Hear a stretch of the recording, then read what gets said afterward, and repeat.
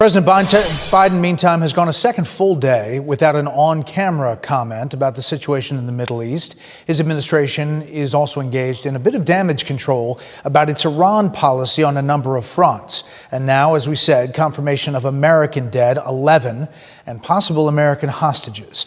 Senior national correspondent Rich Edson is live on the North Lawn tonight with the latest from there. Good evening, Rich. Good evening, Brett. President Biden released a statement earlier this afternoon revealing 11 Americans are now dead, and Hamas may be holding more, as the White House says officials are speaking and coordinating with their Israeli counterparts, trying to free hostages.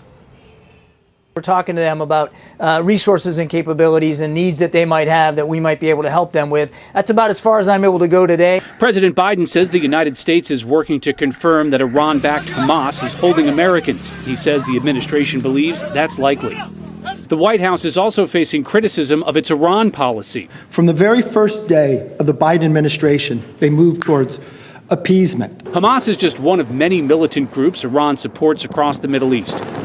The Biden administration has tried, unsuccessfully, engaging Iran to salvage the 2015 nuclear agreement the previous administration abandoned.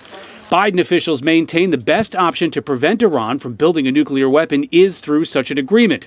Republicans argue heavy sanctions and economic isolation is better. The only way you're going to keep this war from escalating is to hold Iran accountable. The Biden administration is also defending its decision to unfreeze $6 billion for humanitarian assistance as part of an agreement to free American hostages from Iran. Not a single dollar of that money has yet been spent. That money can only be spent on humanitarian items, on food, on agricultural products, on medicine, that sort of thing. We're going to be watching that very closely. The White House says the president has been speaking this afternoon with foreign leaders, though has had no public events since he addressed the nation Saturday. I told him the United States stands with the people of Israel in the face of these terrorist assaults.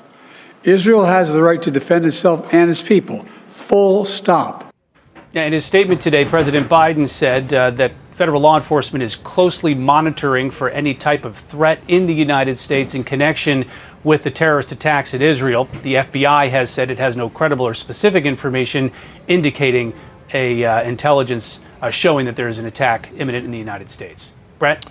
Rich Edson live on the North Lawn. Rich, thank you. We should point out the White House is saying that it will be lit blue and white this evening to honor Israel.